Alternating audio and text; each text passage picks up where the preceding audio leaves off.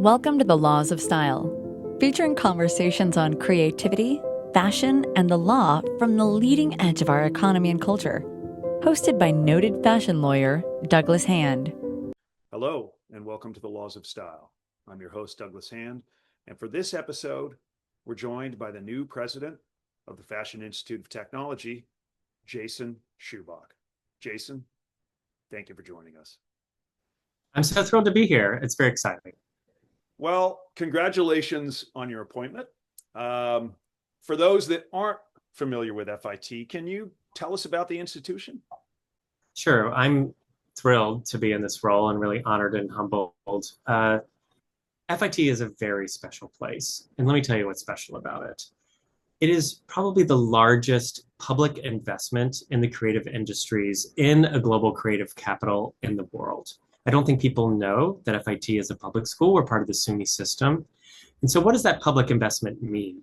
It means that FIT has been positioned by New York City to be the global talent pool creator for the creative industries.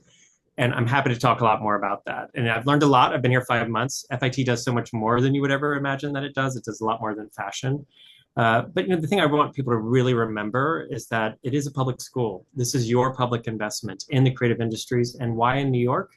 Because this is that global creative capital. And these jobs mean a lot here, and they matter here. Well, I doubt most of our listeners know that it is the largest investment in creative learning really on the planet. What is your plan for getting that word out? I think people should know about that. Well, I'm glad you asked. I am actually hiring a chief marketing officer right now. The institution has never had one. We do want people to know and understand that message. And there's sort of three important messages there. One, like I've said before, public, important to New York City. Second, we're really an access school. We are unbelievably inexpensive. I mean, we're the Harvard or MIT of fashion, choose your metaphor, and of the creative industries more broadly. We have so much more here than fashion. We are super inexpensive. We are $3,500 a semester. And we're actually a community college. So you don't have to come here for 4 years. So this sort of complaint out there in the world that college is too expensive, it's 4 years. FIT is not that. We're actually built to be this incredibly flexible institution. So you can come for 2 years, you can come for a year, you can come for 4 years, you can come before school. You can start here in middle school and stay the rest of your life. We have adult education like a community college would have. So that flexibility and that affordable price means, that's a promise from the people of New York who have invested in this institution that anybody can have access to these incredible careers in the creative industry. So president's a big job, Jason. I mean, why? I haven't slept. You're wondering, I haven't slept. Right. But why did you want this job? Thanks for asking that. I feel like I was put on this earth to support creative people. If you look at my career, the biggest thrill of my life is seeing a creative person do something amazing, or all the people that surround creatives to make them be successful. So this is the dream job, right? A lot of my jobs have been based in the public. I've worked city, state, federal government. I work for foundations and been in higher ed for about 8 years. But the whole through line for me is supporting creative people. So as I said before, this school is such a huge public investment in supporting creative people. So I feel like I can bring my whole self to this job. And yeah, it's really a thrill of a lifetime. It absolutely is. Jason, I know this is an area of your expertise and also one of the mandates of FIT, but how does design and art uplift communities? I think that's a wonderful question. Again, yeah, it is actually one of my expertises. Thanks for asking. And I don't think it's anything new in kind of the history of the world. Artists and designers have always had a role in communities. We were just together in Florence, which is a wonderful example of a community where artists transformed it and transformed the world. Look at the role of Michelangelo, right, in Florence and in Rome. That's a very Western European example. So, here in New York, there's many different things that artists and designers have done here in America and New York. And I think kind of an obvious one would be public art, right, about how it helps the community. An interesting thing that just happened at FIT, actually, and this is an example of where FIT has things you may not know about. We have a fine arts program, and some of our sculpture students actually worked with the Union Square Partnership to build a large piece of public art in Union Square. How often does any artist get to do a piece of public art in New York City? Not very often. And so some of our students got to do one. It's going to be up for a year in Union Square, and that would be something that we'll do every year with Union Square. This one's very cool. It looks like a child's bead maze. There's things you move the beads on, but it's a huge one for adults to play on. And so that's just, there's also obviously the role of designers and designing communities and designing parks and museums and all kinds of things. Artist space is an important thing. Fashion designers need space in New York City. It's actually a bit of an issue right now. I've heard about the affordability crisis in the city. So there's all kinds of physical ways that artists can impact a community, right? They can paint a wall, make things more beautiful, right? Then there's kind of the policy ways that they can help in a city. And so, there's many, many different ways that creative thinking can help better policies happen. And creative processes can help better policies that impact cities happen. So let me give you like a real example. When I was at the National Endowment for the Arts, Flint, Michigan was going through its first ever change of their zoning in 50 years. And they applied to the National Endowment for the Arts to get artists and designers to actually help them run that process to make it more interesting. I don't know if you've ever watched Parks and Recreation and seen like the public meetings they have on Parks and Rec. Public meetings can be even worse than that in real life. And so they wanted to hire artists to make public meetings more interesting. So they hired theater artists to be in residency in neighborhoods and to run community meetings to collect information about a zoning change through theater processes. They worked with landscape designers to sit down with people in community and to draw what they would want to see happen with the zoning. So creativity can help with like actual boring city process. I don't find that boring. So I trained as a city planner, but many people would. To make that more interactive and more interesting. There's also like, who wants to live without art and life in a city? I mean, I don't want to live life without Beyonce. People love to dance, music is so meaningful. It's a quality of life thing. I think that's a very obvious way that art and design help in communities. And then it's just, there's a commerce piece. So there's been like 25 to 30 years of work in what is called the creative economy. So if you're an economic development person or nerd like I am, those are huge jobs. So for about 10 years, our federal government in the United States has been measuring what we call the creative economy in the United States. It is $1.2 trillion of our annual GDP. That's a huge number. And it's bigger than construction, it's bigger than manufacturing, and it's growing faster.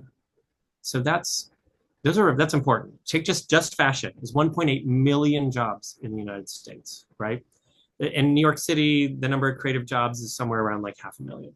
So those are big, big, big industries, right? Those are real jobs. They're producing economic development. So there's all kinds of policies around economic development that cities work on, the way they incentivize companies, the way they support young, small businesses. Creative businesses and creative jobs and the businesses that we support and put students into are all part of that process too. So just to summarize, there's an economic piece, there's a quality of life piece, there's a policy process piece, and then there's like a beautification in making places and spaces better piece. And creativity and design have a role in all of those things. And what used to drive me crazy when I was at the NEA is like, it's always the last thing that mayors will talk about, right? Because it's considered like kind of like the arts or design. It's not important. They'll talk about, jobs, and I'm like, but there are creative jobs. They'll talk about safety, and I'm like, creativity can help make communities safer. There's literally examples of police forces getting investments from the National Endowment for the Arts to do safety-based work with artists. So all of the things they care about, we have a role in, but we're sometimes kind of put at it's the last thing that a community will think about, or it'll be the first thing that gets cut. And I always think that's a mistake because of everything I've already described. Yeah, no, that is, it's an engaging area, engaging topic. Gives me a lot of directions to go, but I wanna pause sort of, our trip to Florence, which was fantastic. Yeah. And well, let me say why we were there. I don't think this is a thing people may not know about FIT. Yeah. So, 40 years ago, the Ferragamo family and the other major houses in Florence, Gucci, Pucci, approached FIT and said, we want a fashion school here. We don't have one. So now Polymoda exists, always ranked in the top 10 schools in the world. And so we went to go to that 40th anniversary. It's an incredible facility. FIT sends students there. They're really a deep partner to us. And we also got to go to Pitti, which is the men's wholesale show. How we've taught this, this investment that the industry made to create FIT here in 1944 is similar to the investment the Italians have made in Polymoda. And so we're very good sister kind of places and countries for that reason. Well, I think it would be a real newsflash to a lot of people that FIT was involved in starting design and fashion education in Italy. Yeah, we also have a school in Korea. Who knew that? Yeah. So where else is FIT? And with a more, we know you've just started, but where else should FIT be, in your opinion? And where are you building bridges? So where we have actual schools we've started are, or true dual degrees, are in Turkey, Italy, Milan and Florence in Italy, and then in South Korea. We have a ton of other partnerships. So like we have a grad degree in fashion business management. I don't think people even know that FIT's biggest school is its business school, right? Our business school has fashion business management, marketing, supply chain management, textile development, product development, international trade and marketing, topic we could talk about that there's just a little bit going on in right now, So we have this very big business school. So we have a partnership with 4 other schools with our business school. It's a low residency program. It's a fashion business management, global business management program in fashion. So we have a partnership in Paris, in Hong Kong, and in Mexico City, and the students do low residency in those places. So there's a lot of that kind of stuff also happening, or exchanges. I was just with one of our marketing professors. They take 30 students to London and get them, they have like summertime jobs in London. So she was like, I was just with Burberry and with, Liberty and with all the major companies in London. Michael Kors' London office hires our students. He's an alum, by the way. So there's just a lot of that deep engagement across the world and in the world's industries that I don't think people know about. I mean, like our fragrance program and our beauty program, they're the most important fragrance and beauty programs in the world. We have the only fragrance and beauty lab at any school in the world. It was built by the industry. Literally, the industry funds and pays attention to it and is like their talent pipeline. That program is globally connected, right? They go to Paris, they go to all the major beauty centers. We do need, so this is getting to the second part of your question where we do need to do stuff. We need to launch beauty in Korea. Hello, Korean beauty, hello. And then I really think it's important we are where we've got to start thinking about the places in the world where all the young people are. That's really Africa. Africa is the future, period. India, places like that, the Middle East, maybe when it calms down a little. That's where all the young people in the world are. So if you care about the future of the industries, and our public mission, is to serve those creative industries, you've got to be where the future of the talent is. Well, that segues nicely into the challenges for the future. I mean, I was at graduation. Anytime AI came up, there was resounding boos. What are some of the challenges facing your graduates in the 21st century, and how is FIT approaching them? Sure. So, I've been very clear that FIT should be the laboratory for creative careers for the 21st century, right? That is what we're going to be. How we're starting that to meet that mission is by launching something called FIT Future Forward.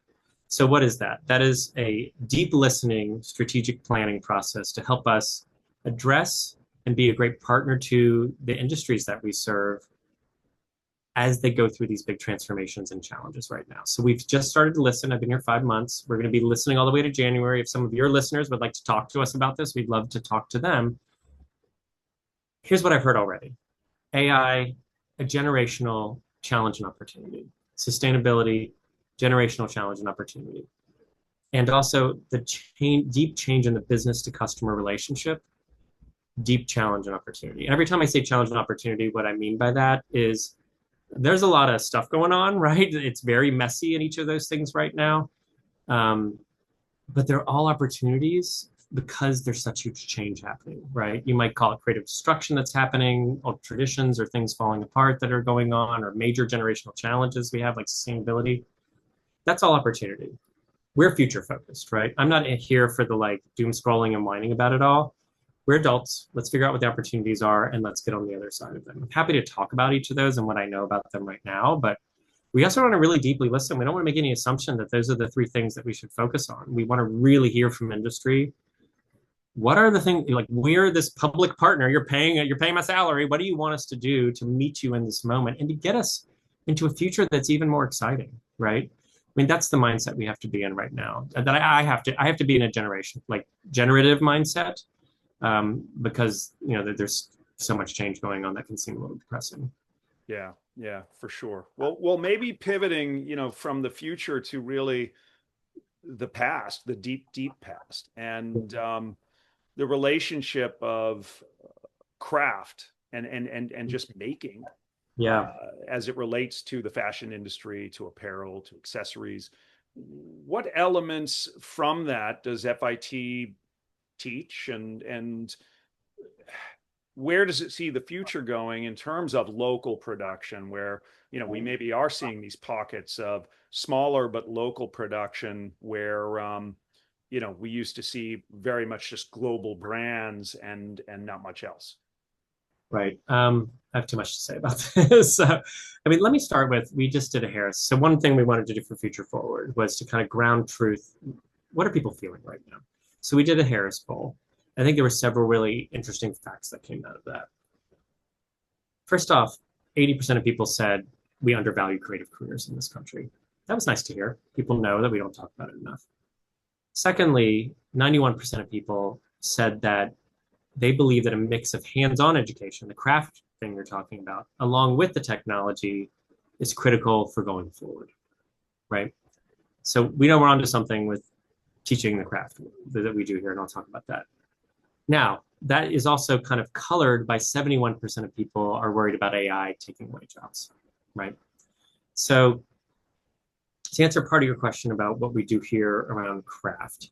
So, when we were first defined and created, we were really teaching people how to sew for the garment industry, right? So we have always deeply had into our DNA the hand-making part of fashion. We do a lot of hand-making parts of other things. We have the world's best toy design program. No one knows about that. They literally make toys, right? It was actually the toy industry that came to us and created this program for a pipeline similar to fragrance. We make fragrances. We have a top 10 interiors program, a thing people don't know about, right? They make chairs, they make furniture as part of that. So across every program, we know that these matter, right? You need to use these and learn with these. And we will teach you that very well. But that's not the only technology we teach anymore, right? We are also deeply engaged with all the digital tools. So, you talk to the marketing folks, all they're talking about is digital tools. And we also know and have known for a while that AI was coming. And so we've been working on AI for a long time. We've got it, and how I feel about AI is that we are in the messy middle of that implementation, right? We do not know exactly how it's going to all be implemented. Like, I was just talking to a major brand.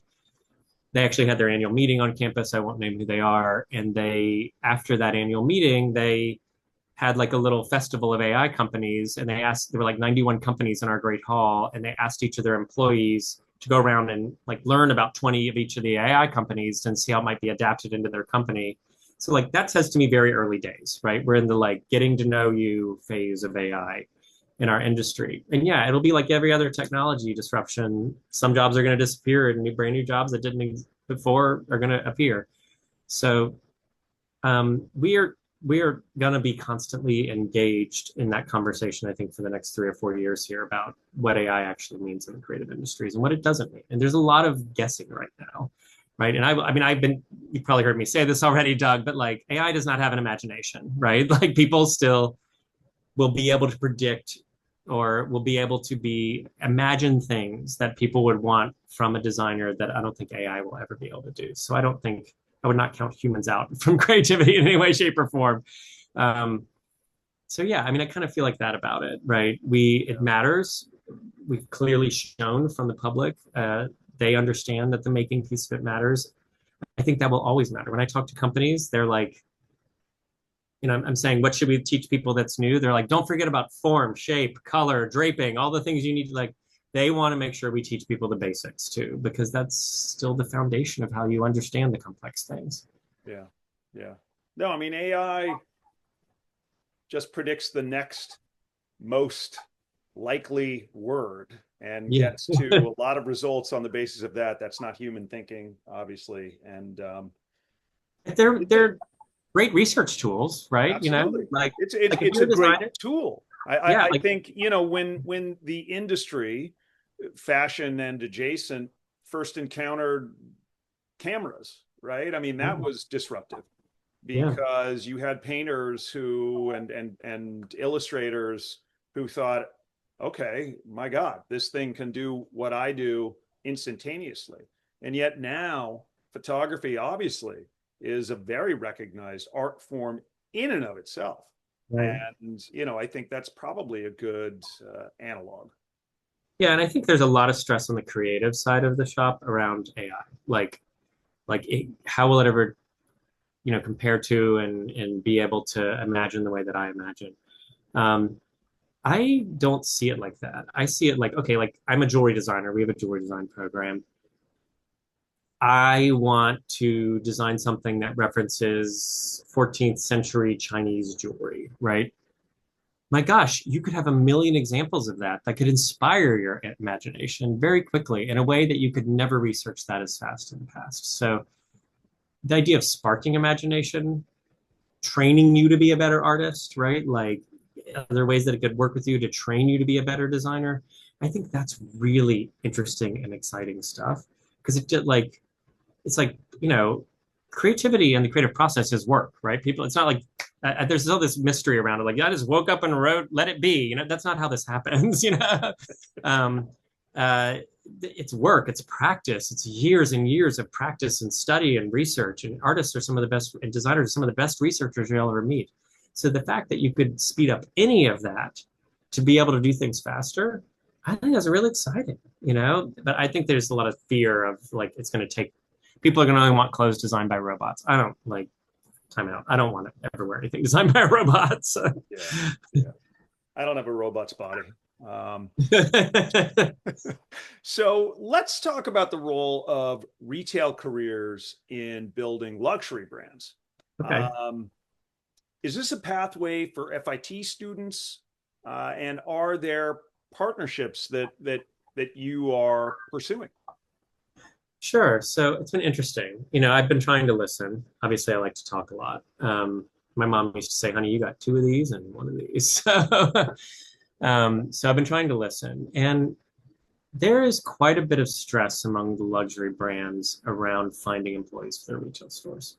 And they believe really strongly that that's an access point for them. And if you look at the heads of all the maisons, the heads of most companies, they all worked in the store at some point. And so they are not finding as many students or general public or folks are interested in being in the retail stores. And it's such a critical part of the business. They want, and also the people that are working in the retail stores, they feel like need more training. So I can't tell you how many conversations I've been in that this has been coming up in. So that does feel like a place where FIT should step in and help. And I think there's a multiplicity of issues. It's not the same to work in a Gucci store as it is to work in a grocery store, right? There's different skill sets you need.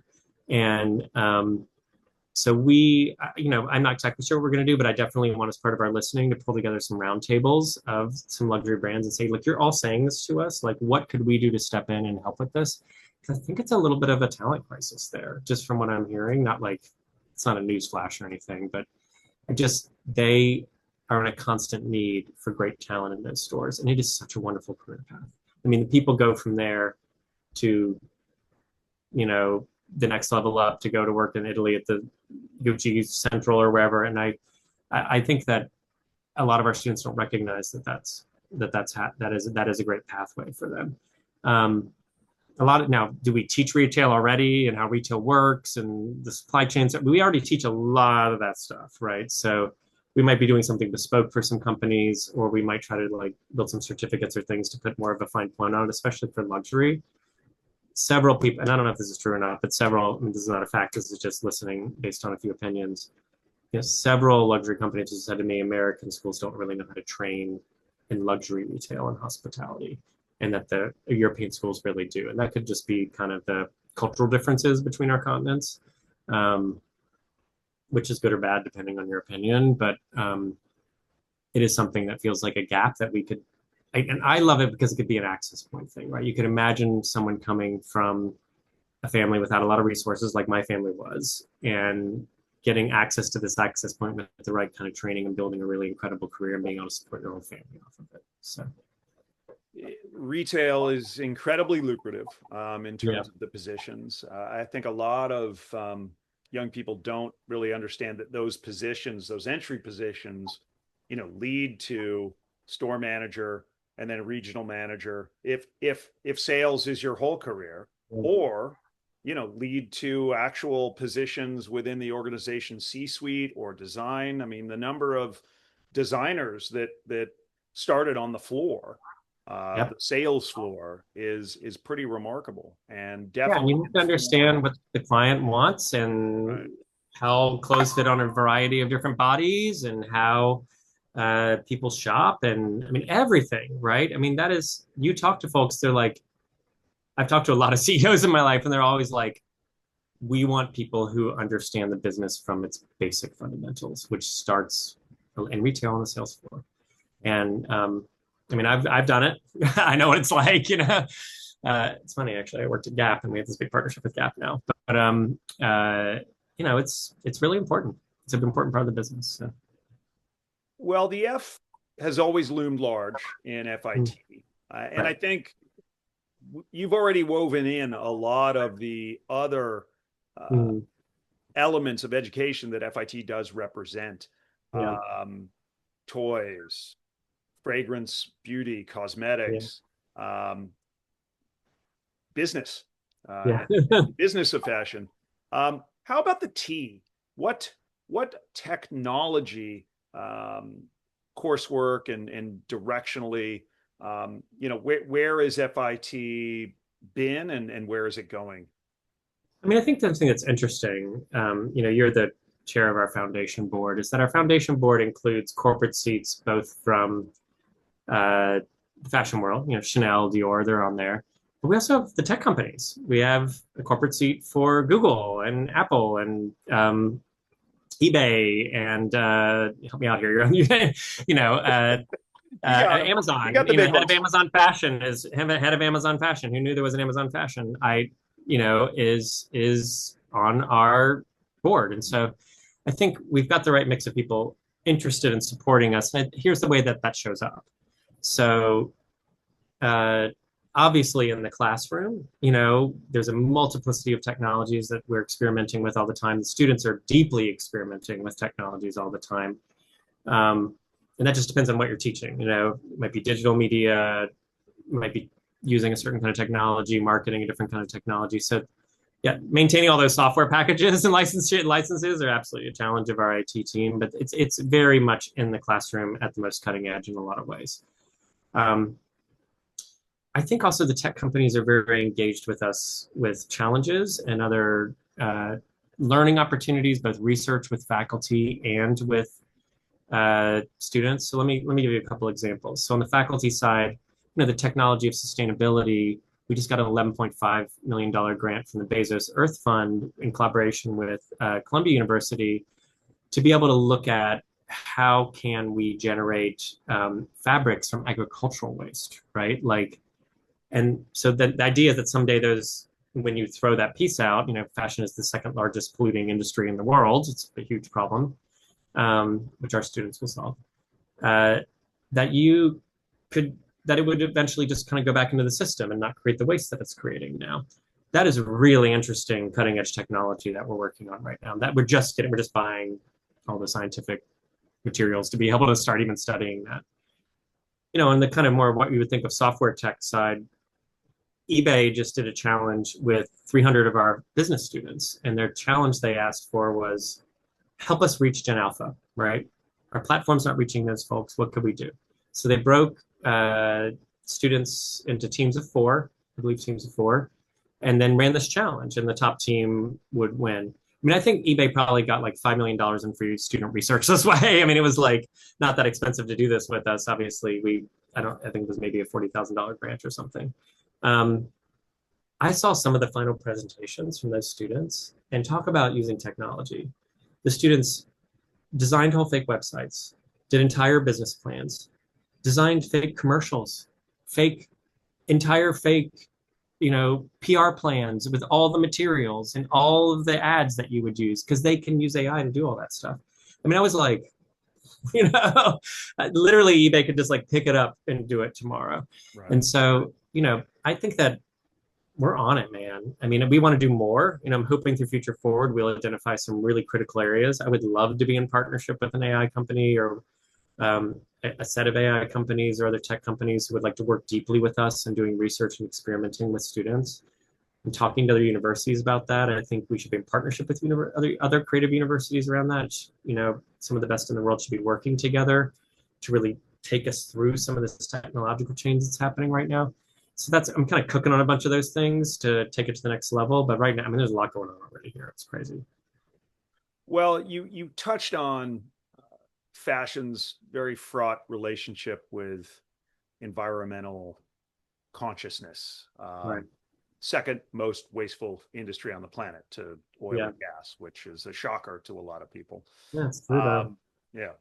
But in your view, so technology is one savior.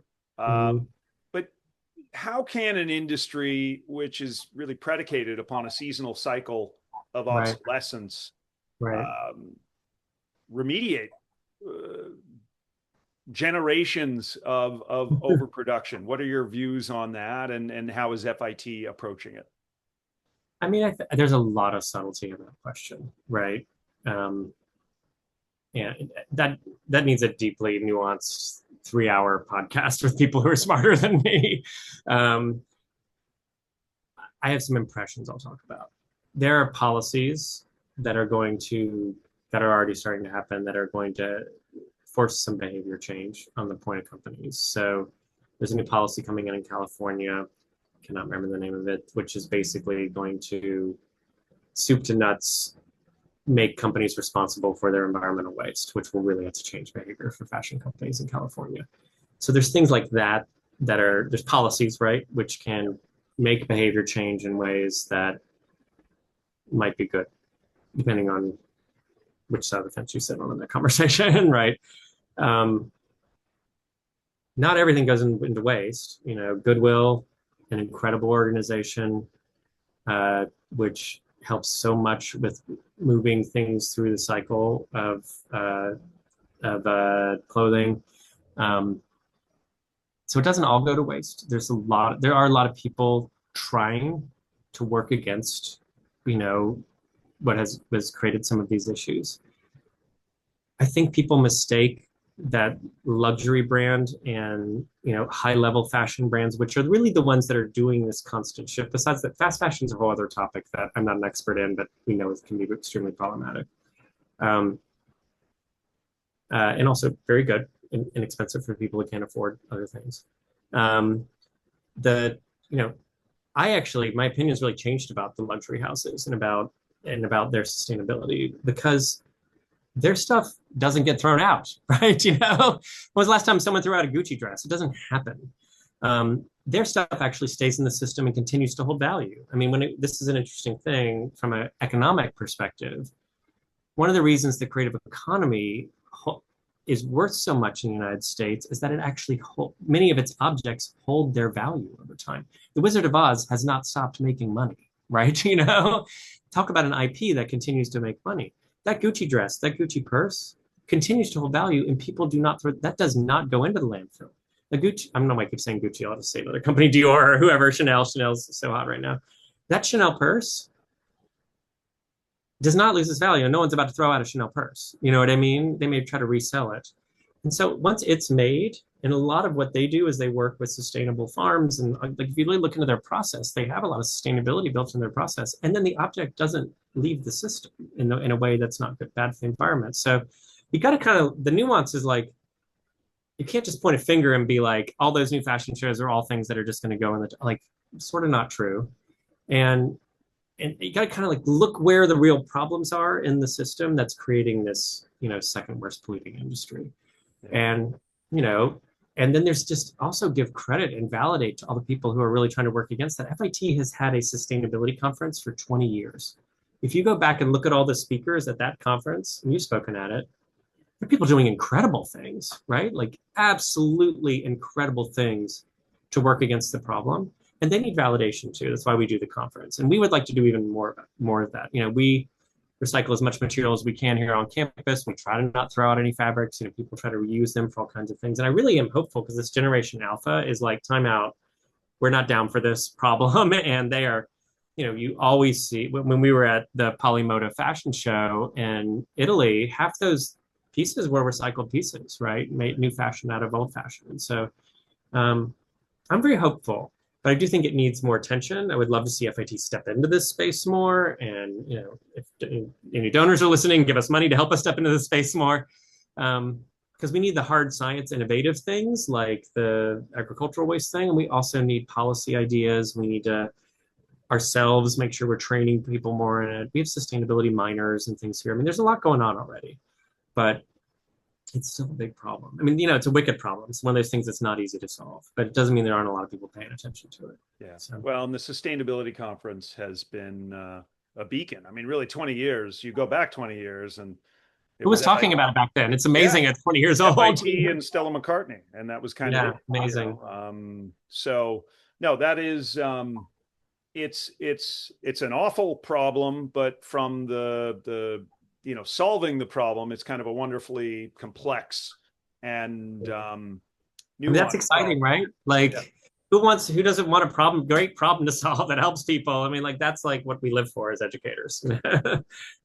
Well, let me ask you what the difference between fashion and style is. This is a great question. To me, fashion means the whole industry, right? All aspects of it, from the supply chain, from the piece of cotton that's farmed to the thing that's made, all the business that surrounds it, all the design that surrounds it. To me, it's the full industry. It's a very big and vast industry.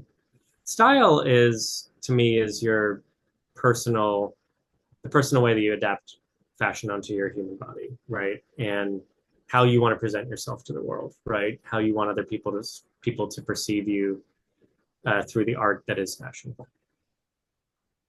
Well, so let's talk about some of your personal style inspirations then. Okay. Men or women, living or deceased, right. Who are they? Doug Hand. No, I'm just kidding. I mean, a little bit. You're so solid. I mean, I love a Southern dandy, right? I grew up in the South. I grew up in Charlotte. Those, beautiful men, suits, going to church or temple or whatever they were going to. I love a Southern dandy, which means a little bit of color, a little bit of seersucker right this time of year, a little bit of innovation, but always looking classy with a good cut. I love that from a professional dressing standpoint. Gosh, who else? I mean, just from a relaxed standpoint, I, like to be comfortable, but also a little stylish. I love color, right? So, actually, one of our alums, Henry Zankoff, who just got the job working for Diane von Furstenberg.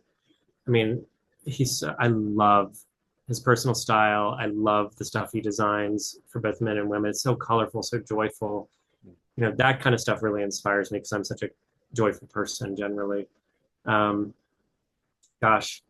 Roseberry, another one of our alums, just such a genius, such an artist at Schiaparelli, first American to ever head up a Paris fashion house. God, what a genius right now. And I'm really, I would say those alums. I'll stick to my alums instead, so I won't pick other people. Yeah. But those, Don from Furstenberg obviously is like a lifetime, inspiration too. But for me, it's about people who are cutting edge. I mean, I like Rick Owens as much as I like Don from Furstenberg, right? Are pushing the edge or doing something interesting, but then always finding a way to make it, something that's adaptable to the human. So I would say the same thing about like pop music, right? Like I love Bjork because she's really always pushing the edge, working with building new instruments, doing incredible things, but you can still sit down and listen to it, right? It's still got a melody. And I would sort of feel the same way about clothing. Does that make sense? Well, you mentioned Charlotte as well. Yes. Let us pivot to places, because I often find, one's upbringing informs their personal style, but also one's travels. So let's put Charlotte off to the side and give me two other maybe global capitals of fashion that you feel like men or women or both kind of put it together well. Yeah, there's only one, New York. I mean, it has to be New York. I work for New York.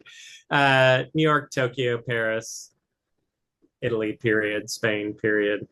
Yeah, I mean, wow. And if you pay attention to what's coming out of Africa and India right now, the fashion in Africa is insanely gorgeous. The men's clothes in Africa are insanely gorgeous. And I mean, Sabyasachi, my God, India is just his wedding coats, the most gorgeous things I've ever seen in my entire life. So I think it just depends on the place. But I mean, if you're like street level, there's just cool people walking around that are inspirational. New York and Tokyo, Mexico City. So Well, I mean, let's go back to the question that we discussed very early on with FIT's affiliations and partnerships with global schools.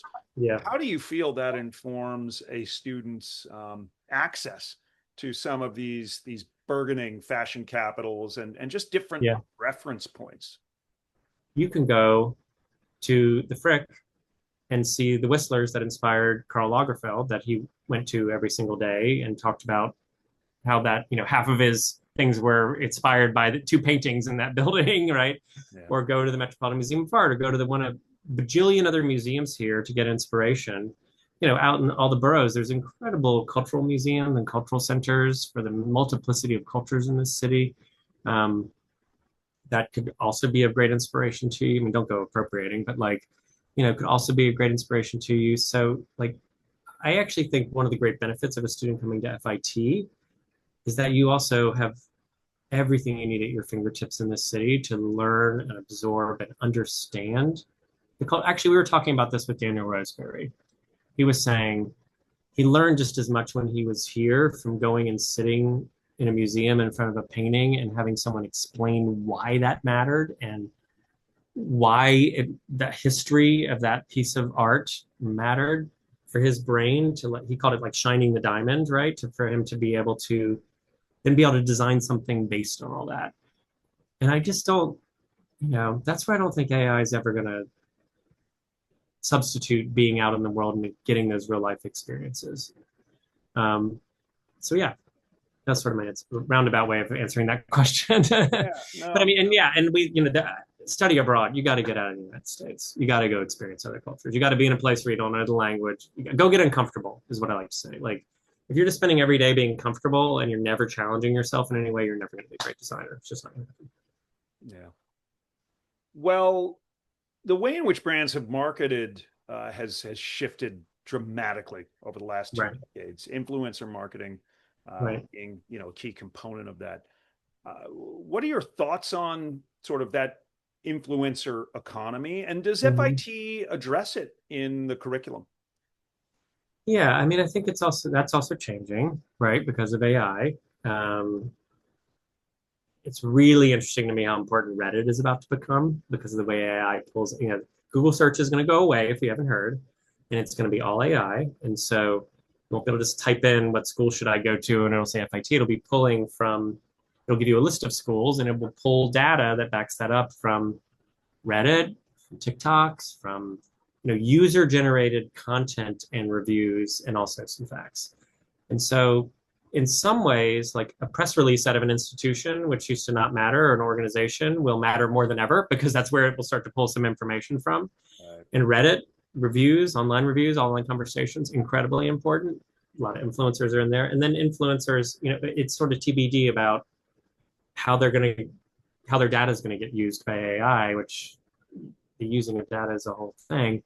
So, but they are still very important right in this moment, but I think it might change a little bit. We absolutely are teaching both the now and the many students are influencers that go to FIT already. They probably have 1 million followers. But we teach that stuff. I mean, we have marketing programs, marketing things where students learn about how to do that. They understand the technology behind all of it and how people get followed. I mean, all the stuff about how the whole world works.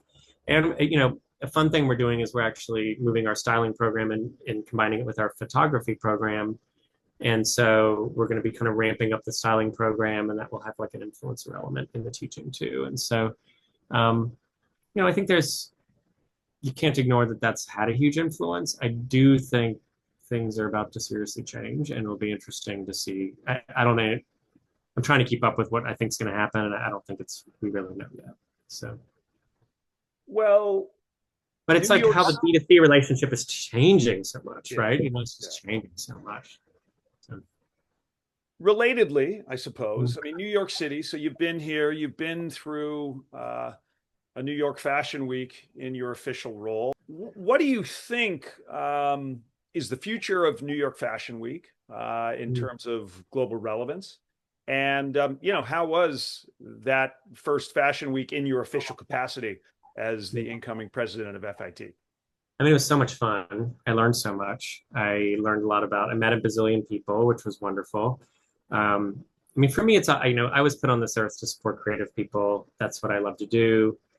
I love seeing creatives do something special and amazing. So just the pleasure of going around and watching and the privilege, pleasure and privilege of being able to go and watch creatives do the absolute thing that they're most excited about was truly awesome. Like it's such a wonderful experience to see that. I don't think I know enough yet about like if this was a great one or not. I mean, it was my first one, so it was all great to me. Definitely had to learn to pace yourself and learn where bathrooms are. That's very important in Fashion Week, figure out where the bathrooms are. But so it was just very, very, very exciting. There were 130 shows, so I don't think it's failing in any way, obviously. And I think, there's 3 fashion weeks that matter in the world: Milan, Paris, and New York, period. Maybe a couple other places, but I don't think that that's ever going to not be the case. There's lots of talk about, is it as good as it used to be, or this or that, or make it better? But this is New York City, baby. We're ambitious. We're always going to come back and, and do it better than ever before. This place has endless ambition. So I have total faith. If people are thinking it wasn't as great as what, there's always complaining or this or that, says whatever. Don't worry, we're New York, like. Well, again, congratulations on the new appointment. We are so excited to see the directions, plural, that FIT will expand into. And for our listeners, thank you for tuning in. We appreciate it, and we'll see you next time. Thank you so much. Bye now. You've been listening to The Laws of Style with Douglas Hand. For more information, go to our website at www.hballp.com. And you can also follow us on Instagram and Twitter at Hand of the Law. Thank you for tuning in, and stay stylish.